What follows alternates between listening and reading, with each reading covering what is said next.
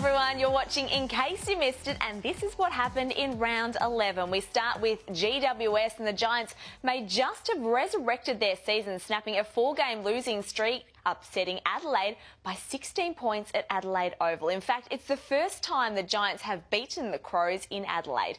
It was an enthralling contest in what was a crucial game for both sides. The Giants had their noses ahead at three-quarter time, but the Crows hit the front early in the last. They had their opportunities to further their lead, but the Giants held fast. Their run-and-gun footy paying off. Zach Langdon showing some brilliance around goal with his third.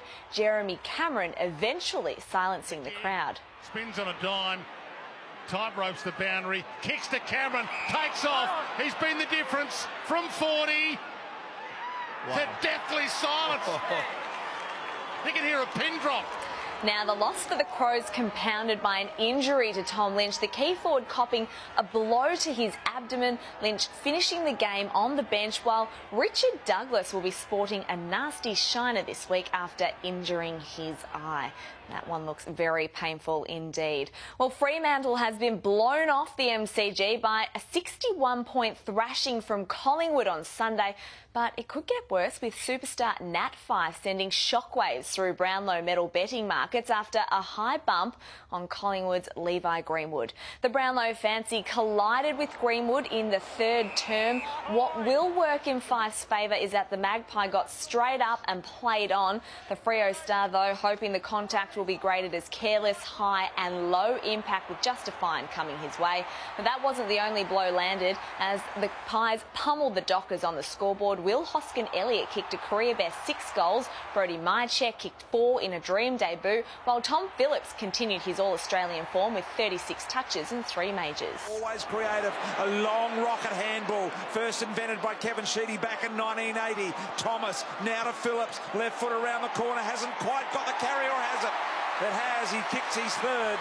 And how about this for hygiene anytime? Ross the Boss having a floss mid-game to make sure his teeth are in tip-top shape. I've had a little bit of chicken, and I'm just going to floss it up and make sure that I'm ready to take the plane ride home. I have never seen that before at an AFL game. The Pies, though, now 7-4, travelling very nicely indeed. Well, it was absolute carnage at Etihad Stadium for the Lions. Not only did they go down to North Melbourne by 54 points on Sunday, they've lost 3 key players now. The first casualty was Alan Christensen, concussed in a collision with Jai Simpkin that will likely be looked at by match review officer Michael Christian. Charlie Cameron was next, hobbling off with a right ankle injury. He finished the game on crutches, while Hugh McCluggage also sat out the second half with a calf issue. So with one player left on the bench, Lions star Dane Beams did his best with 32 touches and 5 goals, while Mitch Robinson tried to stop the Roos' run, but he got himself reported for this late bump on Sean Higgins. In the end, though, North Melbourne was far too good. Higgins and Luke McDonald leading the charge as the Roos notched up win number 7. The last two, as Bob said, it would be a bit of a shame for the Lions if they really get run over. But let's watch the Kangaroos in action. McDonald blazing beautifully. That's his second. Jared Waite was a very late withdrawal after the warm-up with calf tightness, but the Lions' injuries were the big talking point. Did it hurt us? Well, we won the second half by a point, which was a mighty courageous effort by our players to keep playing hard and committed footies. So for a clash that saw plenty of carnage on the injury front and scoreboard, it also provided us with the play of the round. Now, while this cameraman's courage in the line of fire could have easily snagged the gong, we couldn't go past this ridiculous goal from clever Kangaroo Sam Wright. High one to the square, McCluggage underneath it, Roos ready to pounce. Oh, Wright's kicked a goal!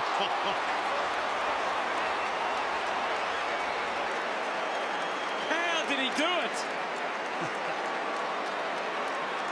Well, some days you're the hammer, some days you're the nail. That's the footy we play in our dreams. Lying on your back, tackled by 2 opponents, and just kick it over your head. a Goal of the Year contender indeed.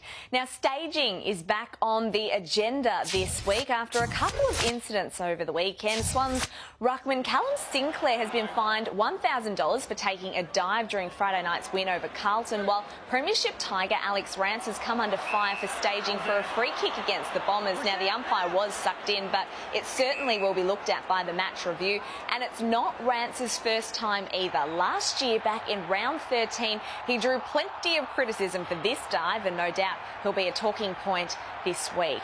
Now, while that wasn't a good look, the rest of Richmond's game was on point on Saturday night against the Bombers. Despite things going slightly awry in the coach's box, the Tigers were dominant. Off the back of a 6-goal haul, Josh Caddy was once again sublime with 4 majors. Shane Edwards also terrific as they handed the Bombers a 71-point reality check. This is another one. Look at the Tigers start to roll. Caddy's got 3. Not a great night for Essendon. Making things worse, David Zaharakis injured his collarbone. Now, Zaka had scans on Sunday morning. He says he'll miss a couple of weeks. Well, Melbourne's 49-point thrashing of the Western Bulldogs has come at a huge cost, with star defender Jake Lever to miss the remainder of the season, with the club confirming he has ruptured the ACL in his left knee.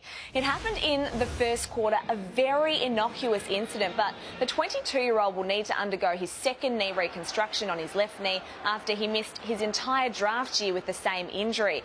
Besides that, the D's had a pretty good afternoon in co-captain Nathan Jones' 250th game.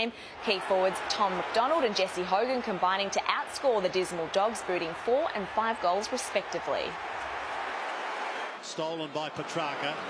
Gives it off to Spargo. He's a little terrier on the 50. He kicks in towards full forward. At the back is Max Gawn. He gives it to Jesse Hogan. Tucked in the pocket. He steadies. He shoots and he goes. Sensational play, Jesse. He's got 4.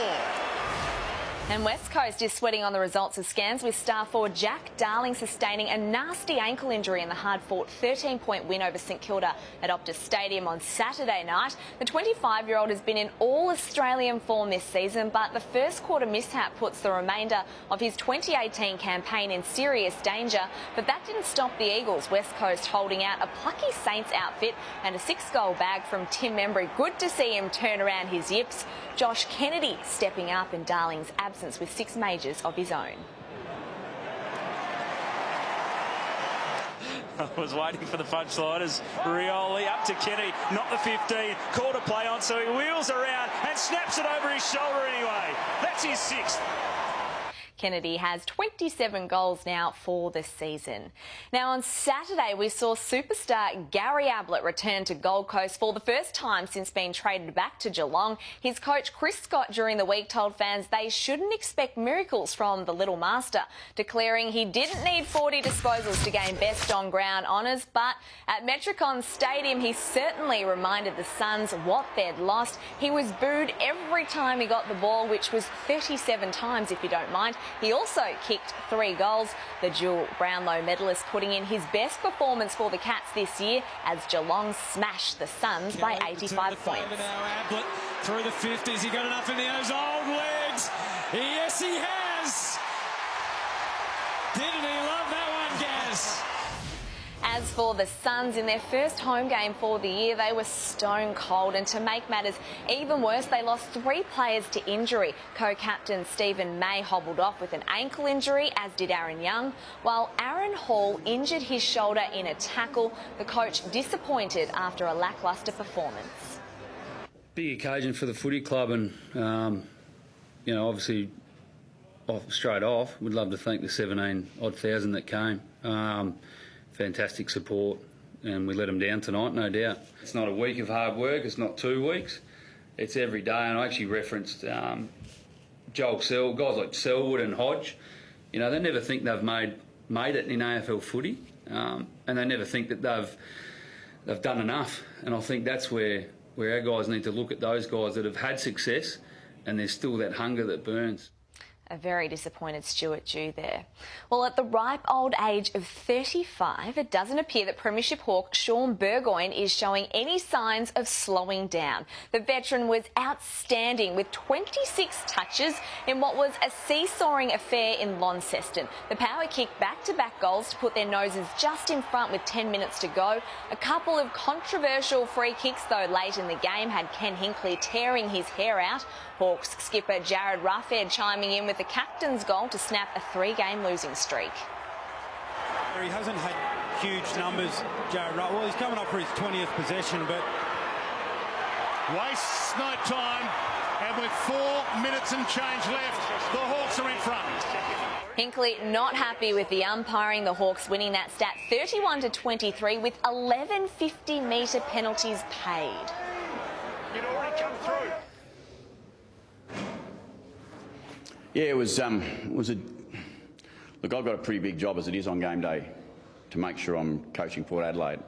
I would suggest there's some coaching need to be done on some other areas in that game today too. And, you know, you just look at some of the stuff that went on there and there's some, you know, it's a hard game. It's a tough game to umpire, but, you know, we're reviewed closely as a side, which we should. I'm sure everyone else does. You know, the end result is that you'll get a summary of what was good and what was bad. Doesn't really change what was good or bad on the day, does it? All right, time now to take a look at what's making news on social media. And Swan Dane Rampy sent Twitter into meltdown with his roast of an umpire on Friday night. Rampy was penalised for blocking the defender biting back, making a reference to the infamous catch-up between AFL boss Gil McLachlan and Hawks coach Al Clarkson. You've got your arms around him and you're preventing him from leading. Happy with that? Well done. Do you have a copy with him too? Thanks, Dave. Right here. So Clarko would be happy with that. Did you have a coffee with him too, referring to the coffee that Clarko's had recently with regards to that sort of decision? Very cheeky. Very cheeky indeed. Good to see, though, Dane is keeping up with all the footy news you must watch in case you missed it. OK, to the ladder now. West Coast is still a game clear on top, then the Tigers, while the Pies sit 7th after 3 wins on the trot. Port moving into 8th spot. At the expense of crosstown rivals, the Crows, GWS remain in 11th place with 1 win apiece. The Blues, Lions and Saints will battle it out to avoid the wooden spoon. And that's another episode of In Case You Missed It, done and dusted. Thanks so much for watching. We'll see you next week.